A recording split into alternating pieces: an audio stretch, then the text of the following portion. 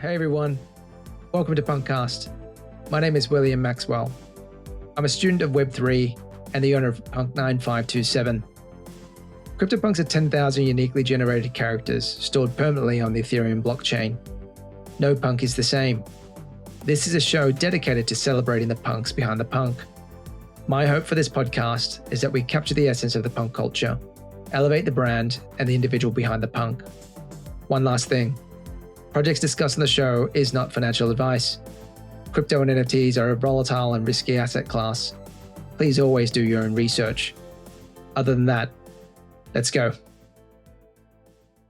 Hi everyone, welcome back to another episode of PunkCast.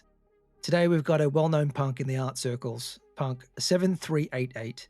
He's a 3 Atty with shadow beard, small shades and thin Mohawk hair. He's a creator and avid NFT collector with some of the biggest names in his collection. Please welcome Mullet.eth to the show. Mullet, how are you? Hi, good. Thanks for having me. Very well.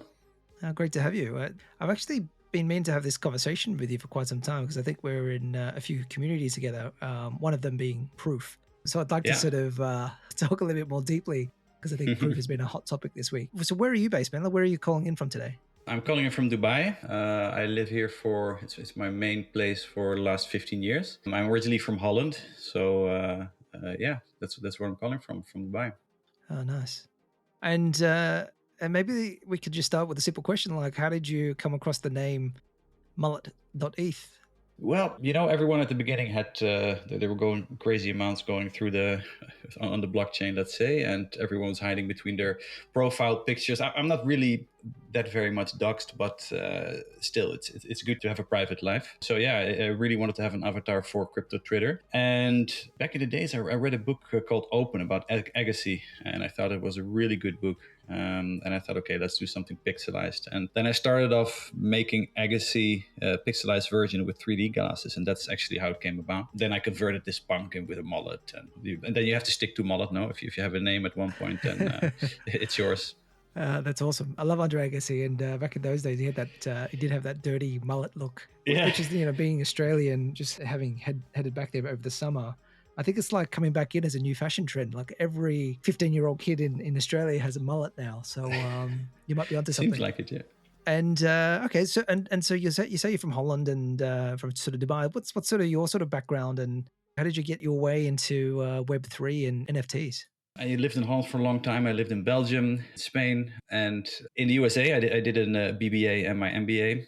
And after that, I started working at Dell Computers because I was always very interested in technology and sales. So yeah, that's how my career started. Mainly that was trade and hardware. Yeah, I found that very interesting and I really dove deep into it. And after that, I had a few jobs in Amsterdam. And then I started my first flipping job, which was houses back in 2008.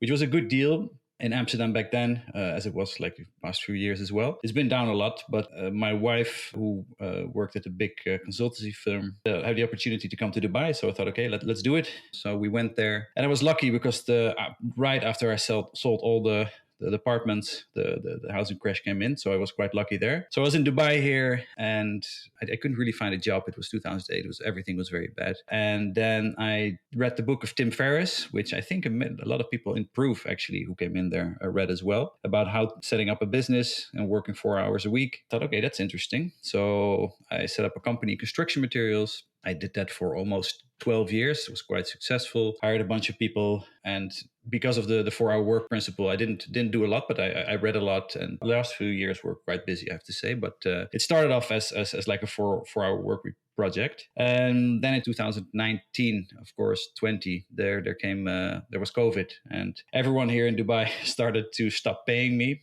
All the construction companies, and you weren't allowed to go out. It was for 1 month. It was a very hard lockdown, so you couldn't leave the house. After that, it was great. So they skipped all the mandatory stuff. But yeah, that's when I dove deep into blockchain, NFTs. I traded some Ethereum. I think from 2019, 2020, I started also because I listen to the podcast of Tim Ferriss a lot, I listened to Kevin Rose, and then Kevin Rose also started about NFTs, and then I started listening, and then from there it went to where we are today. Yeah. Yeah, I'm a big Tim Ferriss fan as well. I mean, I was listening to him for years, I think from like 2012 onwards, and similar to you. I think that's how I got onto Kevin Rose. So you read the 4 Hour Work Week, and were you literally working 4 hours a week at some points in time? I have to say, yeah, and I have to say that was really due to setting up everything, because I had few time. At one point at a business, when it grows a bit, you have to take a decision. Okay, do I take a massive warehouse? Do I take multiple employees, or do I pay a little bit extra? And those are the micro changes you take, to come to a certain point where well, in the end, you took the right decision to have a lot more freedom. I have to say, since NFTs came, I mean, I haven't worked that much in my life. It's insane. So I'm really catching up on those hours now. Yeah, totally. And so in Dubai, I mean, did you start buying Ethereum, I guess, just on your own and doing your own research, or is there like a strong community or cohort that was sort of started dabbling into Ethereum and NFTs at the same time as you? I think I just started, you start reading. I usually, if I want to learn something, you just go on the internet. All the data is available. Do your own research, as they say. So that's how I started. And I jumped in a few groups and then experimented a bit with leverage. That worked well, but I wouldn't do that anymore. I mean, you can also lose it very, very, very rapidly. So I think most people had their lessons there. So yeah, just did the trades there, and then started off with the MetaMask wallet, getting some funds in from Binance, and that's how you start. And I think I listened to one of your episodes before, and you hear that some people also started with that started a bit earlier with Nifty Gateway. That's also I also bought quite a few of those NFTs back in the day. Yeah. And just to get back on your question about communities, Dubai has a massive NFT community. There is I'm also an advisor. It's called the Jedi Council for ArchDAO. That's a project or like a community of people that love NFTs. It's massive. They throw a lot of parties. There's going to be probably going to organize NFT and DXB as well. And in March there's going to be a party. So yeah, there's quite a lot coming there, and I met a lot of people in the NFT space there. So that's a great community. Oh, wow. I'll have to venture over to Dubai one of these days. I've always been super curious about that place. Yeah. Cool. And then, so you bought some Ethereum, traded a little bit. So how did you, I guess, find your way into NFTs? Like, what was your first dip into NFTs, and what was your first NFT? I always loved playing on computers. So I'm quite technical, and I love play a lot on Ableton, to make some techno or make some music. And Touch Designer I was playing with back in the day. So I started as a creator, actually. I threw some stuff out there, which I thought was fun. I still think it's a lot of fun. But then I saw, okay, these prices are insane. So then I started indeed buying a lot, flipping a lot. Made some nice moves. And then, of course, you can buy new floors and build from there. So that was a very interesting time. Yeah. So when was that? Like, when was your first dip into NFTs? Somewhere 2020, end of 2020. Bought my first CryptoPunk, I think March or April 21. And I really wanted the one for a long time, but then of course you always start thinking, okay, maybe they go down, maybe they go up. I think back then they went to 20, and then they went to, I think, 12, and then back to 20. And then when they went back to 20, I thought, okay, they could go down, but now they can go up. So yeah, I just decided to buy my first one then. Yeah. I think that's probably a similar time as when I got in as well. So I think it was like late 2020, started getting interested in NFTs, and then early 2021, started moving into CryptoPunks. And I guess everyone's got a bit of a different story in terms of how they found CryptoPunks. But I mean, what was it for you, or how did you find out about CryptoPunks, and what eventually sort of led you to buying one? Well, to me, it was quite. I think also Kevin Rose started to talk about them. To be honest, and maybe it was that. Maybe I read it online, but I think that was some of the inspiration. Also, it was very clear that those would be the number ones. No, in general, I mean. The whole idea about the whole story about Larva Labs and how it came about, and 10K project and everything. I mean, it's just a historic project. They look great, actually. So yeah, that was, for me, that was quite easy. So it was a matter of, okay, when am I going to buy this? Might as well buy one first before they go up a lot. So Punks for me has always been, and still is the number one. Yeah, I remember back then in that sort of early phase of 2021. It was just the start of when Gary Vee started entering the space. And I think as you know, Gary V and Kevin Rose are pretty close friends, right? In some ways.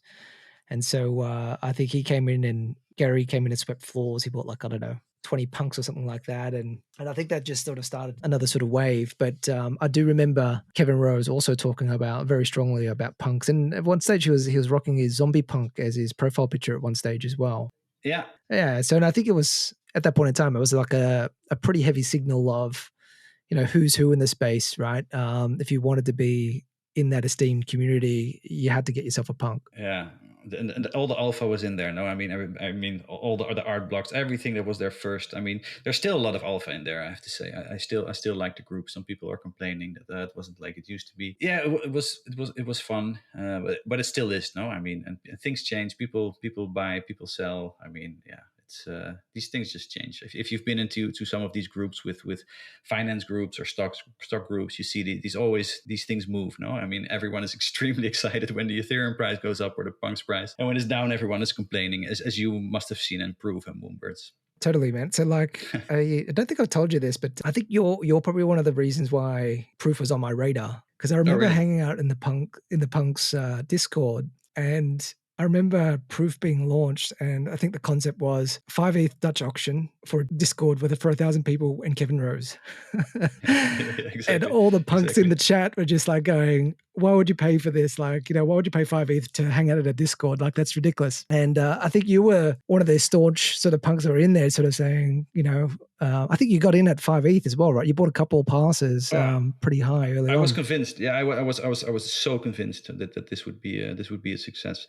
Depending, I mean, if you bought that, as you know, I mean, I was talking also to DOPP, as who you know, I think last weekend, and he said also he got in through me, and he said, man, if you bought in at the beginning, then you had so much profits and so much alpha already. Laughing, yeah, absolutely. I was in Hong Kong time as well. I remember the Dutch auction. I had to stay up until like 3-4 a.m. in the morning just to mint. Where did you get it? I got it at 1 ETH. No way. So I was just waiting for the clock to, yeah. So I was very lucky. So I wanted to get a couple at 1, but so I was only fortunate to get one in the bag, and the second transaction was failed. So I didn't get through in time. So I think as soon as it hit 1, everybody just went nuts. Oh yeah, it was there was a roller coaster back then. Yeah, but at that point in time, like 1 ETH was still a lot, right? I mean, that was 3-4 grand just for a pass, and there was no promises or anything. Like we didn't even know Grails was sort of there yet. But that was a really sort of super fun ride. Yeah, I got one indeed next day. I think then the floor went to 2.35. Yeah, I got another one. It's dollar cost average. Yeah, exactly. Yeah, that's the game. Man, so maybe sidetracking a little bit, how do you feel about Proof and Moonbirds at the moment, just in terms of the announcement this week? So I guess maybe just for the listeners, just early this week, because I know this podcast might be delayed when we publish it, but Proof had just come out and announced that they'd cancelled the Proof of Conference event in Los Angeles this year. So yeah, Mullet, how do you sort of feel about that, and what does it sort of signal? Yeah, I have to say I'm a bit disappointed about it. On the other hand, I mean, there's so much complaining, and I'm a big sick of all these people complaining all day and in the discords and crying, and you know, it's like, well, you've seen it maybe. It's yeah, enough. It's enough. At that point, I'm done. I mean, come on, you bought this. If you buy something for $300,000 and you have no clue what you're buying, and you don't know if it's a pass valid for 2 or 3 years, then I don't know what you're doing. But then you're just gambling. So. But I feel sad. I have to be honest. I really feel sad for the people that bought in, and that's not great. But the conference being cancelled, it's a shame, because you could have met a lot of people you know online, and as you know, Punk's brunch in NFT NYC was great to see a lot of punks, and there were so many nice people and so much fun stuff to talk about. And I'm sure that's with Proof as well. And I have to say. I know Eli from the Crypto Dickbutts group for quite a long time, actually since the beginning, since all of this Proof thing was not even set up. I did a small project with Divergence, so Harry and Aaron, and so I think the team is amazing. I think at one point, I mean, you see when there's maximum fun. I think personally, this is the best time to buy Moonbirds, to be honest. And maybe even Proof. but that's more of a gamble. But on the other hand, Proof as well. A few grills and you pick the right ones. If you want to flip, and you have a pass for free, let's say. So I'm sort of with you as well. Like I'm sort of disappointed. Obviously, it's definitely hurt my bags. But I think everyone's sort of down in this period. But one thing is, it just feels like, when you hear Kevin Rose and Justin talking on, I guess, in the town halls and the spaces, they feel like they're super genuine and authentic. They're not trying to cover it up. They came out and sort of said they fucked up, right? And that's really hard to do. So I respect that. And the other side too is it seems like they've got a pretty big runway, right? So I think on one of the calls, I think I heard Kevin sort of say they've got about 17 years worth of runway based on the capital raise and the funds that they sort of got from the NFTs. I mean, that's reassuring so that they can just have more bets, right? And just take big bets. So, and I'm okay with backing good teams, right? I think they've got a solid team. You mentioned Divergence. I think they're top notch, man. I don't think there's been an issue with any of the minting processes or smart contracts I've come across. So No, they're great. And in general, I mean, the whole that whole team. And the strange thing I find a bit, but of course I can understand. I mean, there's sort of like, it seems like there's two business divisions, let's say, and one, of course, is Moonbirds. The other one is Proof. I think they say there actually Proof is not profitable now. That's actually what Kevin Rose said on one of the town halls. But then I think, okay, let's see it as a whole, because if you look at the secondary market, what Moonbirds made already, it's a ridiculous amount. You can easily calculate, no? So I think they should scoop over some ETH to Proof, and I'm sure they will. I mean, that's why I took quite a big bet on Kevin. And then, of course, again, if you buy high and it crashes, you're going to be angry. But if you bet on a good team like Kevin, who's been worked with very large companies, he knows his game. Google Ventures, set up a lot of stuff, Dignation. So he's built real product, and if it's down a bit now, that's fine, I guess. Yeah, it was interesting to hear as well. I think so. I won't spend much longer on Proof, but it's always an interesting one because I don't think I could talk to many people about this, right? But he was the way that he sounded. It sounded like the penny had just dropped for him, in the sense that at the end of the day, this is a Web3 product. You really need to start building Web3 products for Web3 people. And I guess what I sort of mean by that, I sort of get the sense that Proof and Moonbirds are trying to be this neutral, almost like semi-woke culture, trying to incorporate everybody. And I think as a result, trying to please everybody, they've sort of lost their way. It's too obvious. It's too obvious. If you look at the setting, it's like I don't know how, you know what I mean. I mean, like, which is fine, which is great. I mean, I totally support that. But it's too perfect. No?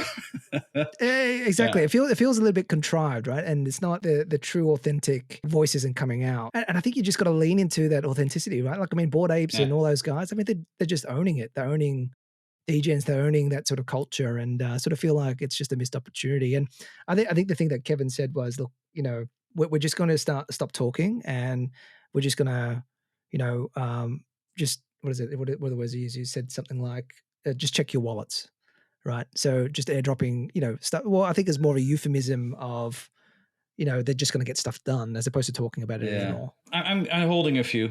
Yeah. Do you have Moonbird as well? Probably you kept them, or did you sell them? Yeah. No, I've got a pretty big bag, man. So be honest, how much? How many? So they're scattered different wallets. I've got about 9. Exactly the same.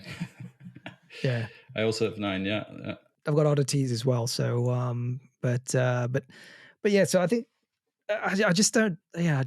I'm struggling to sort of see how, like, not to find other communities and projects, but like Azuki and all those guys. Like, I just would have thought Moonbirds should be doing a lot better with the art focus and the strategy that they have there, right? I think it's just I'm not sure how this is all playing out.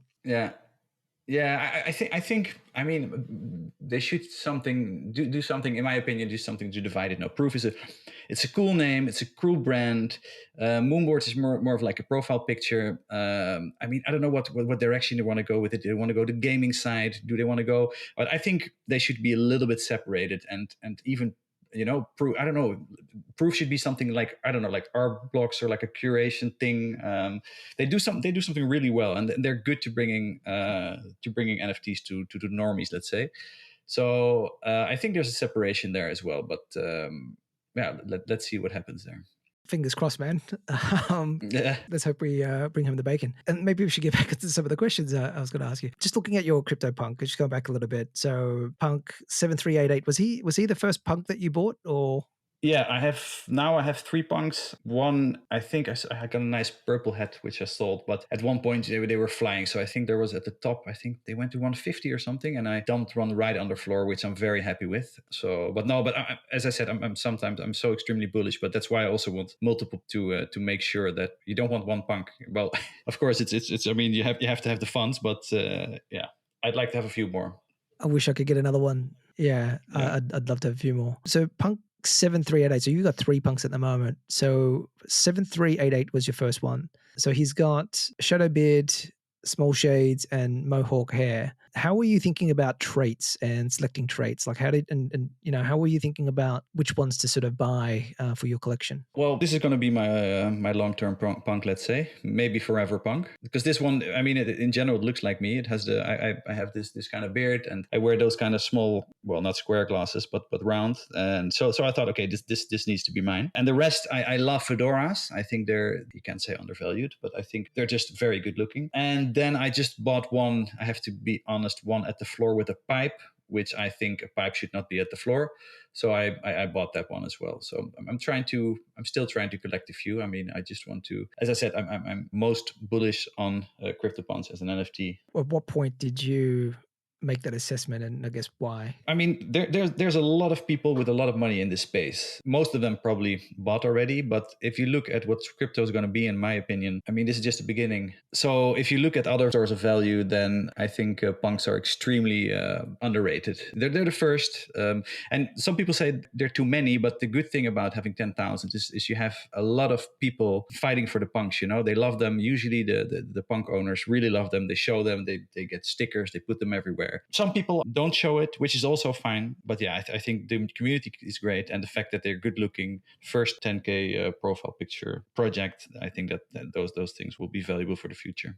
I'm probably just as bullish as you are, and agree with all of those points you just made. And I guess, you're a pretty big art collector as well, man. Like just having a look through your OpenSea wallet, a lot of art blocks and all those other elements. And so when you look at CryptoPunks, do you see them as works of art or more of a profile picture utility type play for you? Well, actually no utility, but more of a profile picture. Yeah, no, definitely art. I mean, yeah, as I just said, they're very good looking. If you get this stuff by just making like a fun project, of course, they never expected the CryptoPunks to blow up like this. Yeah, it's amazing. So no, definitely art, and I definitely also see a future where they. I've always been saying this, but where they go to museums, and which already happening now. So I'm really glad that that's happening. Yeah, I think Yuga just announced that too. So I think we'll see more museums take some of these on board too, which is going to be great. And if money wasn't an issue, like what would be your dream punk? Oh yeah, there's a lost one, so that's always going to be a dream punk, and that's the hoodie zombie. I think it's only one, no, with a beard. Ah, yeah. That is amazing. That's in a wallet with I think many or either I think it's like 3 or 5 years that there's been no action there, so that's probably gone. I'm gonna go out on a limb and say this. Like, I know aliens are probably worth the most, but I probably prefer zombies and apes over an alien. It's great you say this. Yeah, I absolutely 100% agree. Just a shout out to Suzanne. She asked me to start asking those couple questions, so that one's for you, Suzanne, if you're listening. And so, like, for you, like in this market, like, what are you sort of collecting, or how are you sort of playing this market? Are you just sitting on your hands, or what are you sort of interested in right now? I really got the NFT virus. I'm extremely bullish NFTs. Whatever everyone says, it's like a bear market.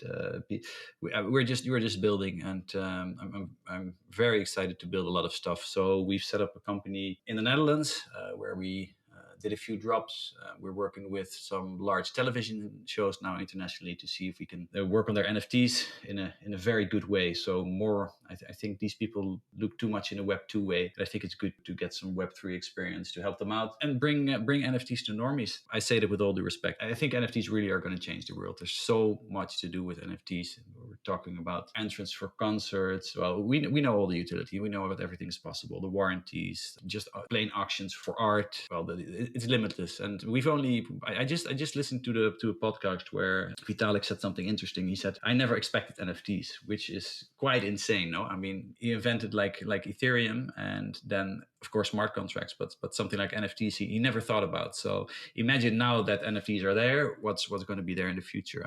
I'm very bullish for voting and, well, you name it. Are you able to share a little bit more about some of the things you're working on, or is it top secret at the moment? Yeah, unfortunately, I cannot tell a lot about it. But I think the NFT for international television show is quite interesting. We have some very cool utility there, and really stuff that makes sense. It's not like we're gonna do like some drop or some.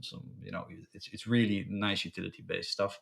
That's also what we did for Armin van Buuren. Actually, we worked together there with Rick Oostenbroek, who's a great artist. I think he's very good, very nice guy as well. And then of course together with Token Proof, people could enter like a free event or 3 like very private concert of Armin van Buuren with about 150 people, just by of course showing your Token Proof with a dynamic QR code. This kind of stuff I love. I mean, and then you can get an airdrop there with a POAP and on and on and on. I think these collectabilities will be great market. Armin's a huge name, man. I'll be looking forward to seeing that one when it sort of drops. Yeah, no, I have to say it dropped already. It dropped already. So that's okay. Yeah, it has dropped. I'll that's why we. Yeah, have a look. Just going back a little bit too. You said you were a bit of a creator as well, and you've worked with Divergence. What sort of projects have you worked on in the past? Right before Bored Apes, I had a full project ready, which was extremely good looking and took me a month of time. And then I thought, what am I doing? I'm going to do a profile picture thingy, which is really good looking, but what does it bring? What does it do? And then I decided not to do it. Maybe for financial reasons, I should have done it. I think back in the day, you would have sold everything, and this was very, very good looking.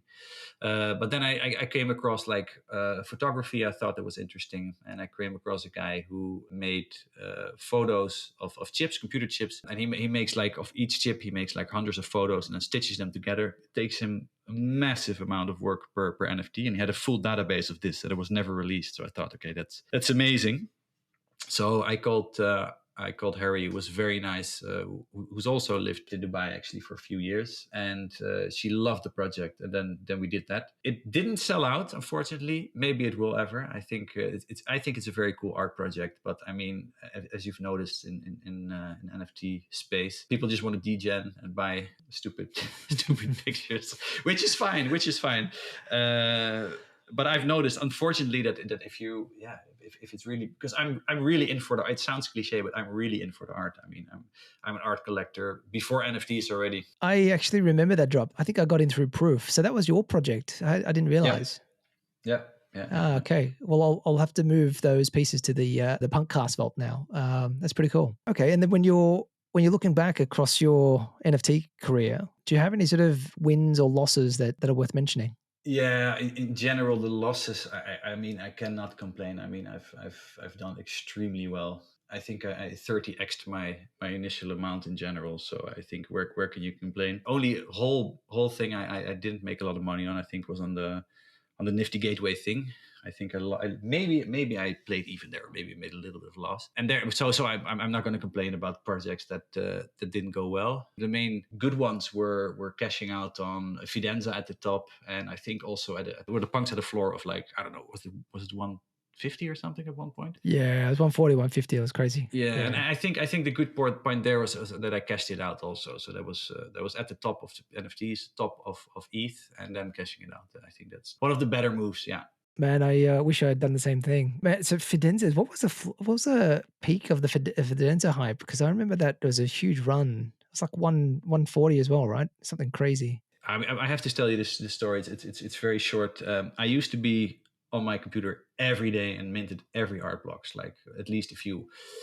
So I heard about Fidenza also in the Cryptopunks group, and then I thought, okay, I have to mint these. So I called my brother. Okay, can you mint a few of these? And he doesn't really know a lot about some MetaMask wallets and stuff. So I was at the birthday party of a friend of mine who became 40, and it was a boat party. So I did not want to bring my laptop, of course, and my ledgers and everything. So I asked him, can you do this? And then 5 minutes pre-mint, I asked him to mint 7. And he said, oh, yeah, how do I do this? I said, okay, fine. And then he started asking me some random question.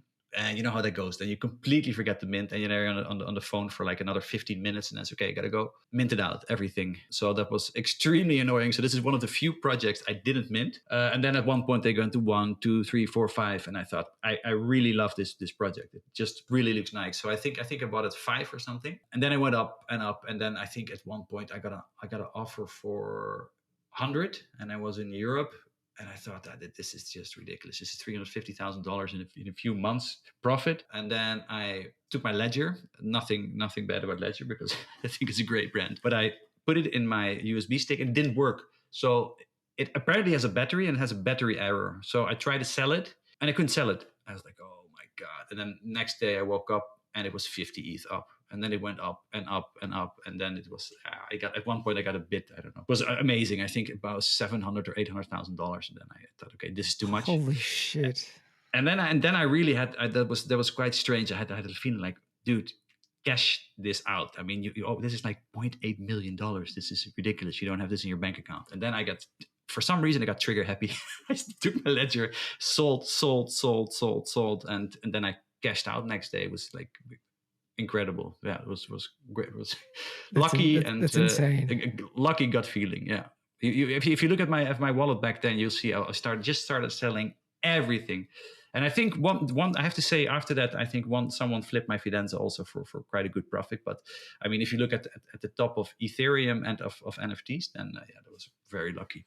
Yeah, you picked it. I mean, most people, well, I think if you went back to cash as well, I mean, that's even a double bonus, right? So that's amazing. It's hard to sort of see in that sort of hysteria and hype to want to sell, right? Because you just think like this is going to go to even further, right? So, well done. So, like, how did you get into art blocks? Because, like, I remember the first time I heard about art blocks was on a Kevin Rose podcast, and he just started going down rabbit holes and started talking about these things called ringers, and it was just too confusing for me, and I didn't really take a closer look. And I did have a look for a little bit, and it was like, it wasn't much. It was like a couple of ETH to buy. But then a couple of months later down the track, I mean, art blocks just started skyrocketing, right? Like all chromies and everything else. And so, but like for you, how did you get into the sort of the art block scene? How I found it, I'm not sure, but I just loved it. I mean, I thought it was so interesting to have code generated on the blockchain, or embedded in the blockchain, and then what comes out of it. And even if it looks so nice, I mean,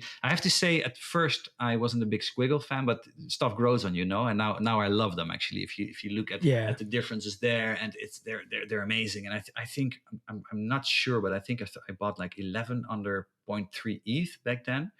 I have to say I sold a few of them also, and I have one left, but I think I'm just seeing what happens now, and I think I'm going to get back in with a few, because I think that project is just the first of art blocks, and I think our art blocks will be very big. Even if it becomes very very mainstream, then always you will have the first of those, So I think in general, around 20K for Squiggle now is of course it's a lot of money, but I think it's a very good deal. Yeah. So now I sold my Swiggle, so I need to get that one back in the vault. And I had a Denza for a few months that I just had to sort of sell, give it to the bear market. But I think definitely need to get a Denza back in the bag. They're absolutely beautiful. It's probably my favorite out of the whole collection. And yeah, I agree. There's some more very nice ones, but I think Denzas were just the first that you could really scroll through and see very different objects, and all see that obviously it was like a Tyler Hobbs or it was a Fidenza, let's say, and that was so well executed. It's unbelievable. And you talk about permanence in culture. I think Tyler Hobbs and that Fidenza project is just I think cemented itself in sort of NFT culture now. You sort of see it trickling in through various sort of new collections, and you talk about being able to retain attention. That's going to be around for a long, long time. So yeah, just going to need to find a way to get one back in the bag. Yeah, it's I would love that as well. Let's see what happens there. I think also that would not surprise me if those hang in at musea in a few years for massive amounts. And they are already extremely expensive, of course, but still, I think they're only 1,000, no? So like the real big fans, they will hold on to them. There was also a few projects, of course, like Hearst, and you see them go down. Although I thought it was very interesting what Damien Hirst did. You know that project? Well, you must know it, to the currency. Yeah, it was an interesting project. I think for a Web 2 artist coming into Web 3, I think that was a very thoughtful way of going about it. But it's not gen art, right? I think there's that, I guess that whole co-creation process and everything else, that's just that magic that comes along with gen art that you just really can't replicate, right? That's great. And I love art blocks, and I think, yeah, I mean, this is, I think Snowfro financially and in terms of what he did is probably built the coolest brand after Larva and Yuga, of course. Maybe even before, because what he does is great. He took such a cool angle, and he's a very cool guy. And no, it's he did very well. Absolutely. And even better, he's a punk. He's a big gigapunk. And so do you go like to Marfa and stuff every year? No. So I wanted to go, and as you said, this podcast is a little bit later. So I think NFT Paris is next week, or it's this week actually, in a few days. I wanted to go, but it's too much. And I was planning to go to Proof of Conference, NFT NYC. I'm going. I was there last year, so. No, have you been? Is it nice? No, I didn't get to go, but so DOPP went, and he was just sending photos. But it just feels like a really chill, intimate vibe. He's walking around, having coffee and having chats with Tyler Hobbs, taking photos with him, right? So, but I mean, when you get to somewhere like NFT NYC, there's no chance you're going to get access to any of these guys, right? So, so Marfa just feels like a bit more of an intimate setting for, art blocks, gen art aficionados. So, I think if there's one event I'll probably want to go to, it's probably to Marfa. Yeah, I wasn't a huge. Yeah, I'll join you. Yeah, I mean, let's try and find a way to make our way over there. No, this is cool, man. And then, so when you look across, I guess, the Twitter space, do you have like a favorite punk personality that comes to mind? No, not really, because I listen to. I mean, I think 6529, of course, has interesting views. But there's so many opinions. I mean, I jump between very interesting articles up to the biggest meme things. It's like the NFT space is so diverse. There's everything. So I'm on. I was talking to Ozark, actually, a friend of mine here, who's of course also in the punks. And we were talking about this, like how many hours you spend on Twitter. You really don't want to do that too much. So, but there's so many cool people in the NFT space. But I'm not really following anyone like every day. I just read what I see. I love some good opinions, and usually get those sent through. So I'm more in direct contact with a few punks, as I said, just like with Ozark and a few people here in Dubai that I really like. And if I want to get my information, like I just listen to the Mazzari report. Bankless is a very good information podcast. I mean, there's so many stuff. Your thing is interesting, just to listen about the stories behind the punks. So yeah, there's too much information already. Yeah, absolutely. Well, good to know that PunkCast is on that list. Yeah. And if you could describe punk culture in a few words, like how would you describe that? It's kind of OG, kind of for the art, I think. You must have, and that's not to be. How would I say it? I mean, there's a very big difference between Bored Apes and punks. If you go to the parties, the people are completely different. It's unbelievable. And I had quite a few apes, and I don't have them anymore. And I think they did extremely well. It's like I'm flabbergasted by what they did. I mean, they constantly keep on growing. But I think it's just in terms of people. Yeah, I'm just more of a punk person. And maybe for some people that are not in the Discord a lot, or they say, okay, what is a punk person, or what is an ape person, and I like them all. There's no difference, but. Well, there is a difference. The personality of the people is quite different. Wouldn't you agree? I mean, you were at the Punks brunch as well, no? I was, yeah. I was at the Punks brunch, and I also went to Ape Fest. So I got to see a bit of both. But I think you're 100% right. Ape Fest should have maybe been called Sausage Fest because there's all dudes there. but it just wasn't my vibe. I think they, I'm sure that a whole bunch of lovely guys, but it was just, that type of crew that, smokes joints and wears hoodies, and not that there's anything wrong with that. It's got a very street cultural vibe, maybe a younger vibe, and I'm probably a little bit older. Maybe a lot older. So I found it a little bit difficult to actually have a conversation with anybody there. But Punk's Brunch was just a chill vibe, right? And everybody was just nice and friendly, and it's good to sort of connect. I think maybe purist is the word. That's a good one. Yeah. And then just a few questions on some maybe perhaps contentious topics. I mean, it's up to you in terms of how much you want to go into it. But how do you feel about the Yuga acquisition? That was a tough one. I think in general these guys did so well. Yeah, I mean there's so much has been said about that, but I think well they've just done well, and I wish Larva Labs didn't sell it. I should have kept it. But on the other hand, I still see Punks as their own thing. They have their own website, they have their own contract, they have their own people, their own Discord. I hope it stays a bit like that, and we go towards the art direction, let's say. And yeah. I'm quite neutral on that, actually. No, that's cool. What are your views on V1 punks, if you have any? There's a lot of discussion about the V1 punks as well, and I don't know. I think that's also very interesting. I know Hemba quite well. I had lunch with him last week, I think, and of course he's one of the large owners, let's say, of the V1s. Everyone has their story, everyone has their thing, and in general, I mean, let's be honest, the V2 punks are the real ones because Larva and Yuga says they are, but I think there's also something to say for V1s. I own a few, and I think for they have some historic value as well. Yeah, I think I'm sort of in that same boat as well. And if you could pass on a message to the owner of your punk, what would you like to say to them? Cherish it. It's you have a nice piece of history. As I said, I think the punks will be extremely valuable, I think, at one point, and they're just so cool. I mean, they have everything. They have the heritage, they have the coolness, they're the first. I mean, I think it's a good community. It's great. Beautifully said, Mullet. And mate, this was a super fun session, getting to know you and getting to know your story. Thank you so much for your time and joining. I guess just to close off, any sort of closing comments on your side, and how can sort of people find and connect with you if you want them to, that is?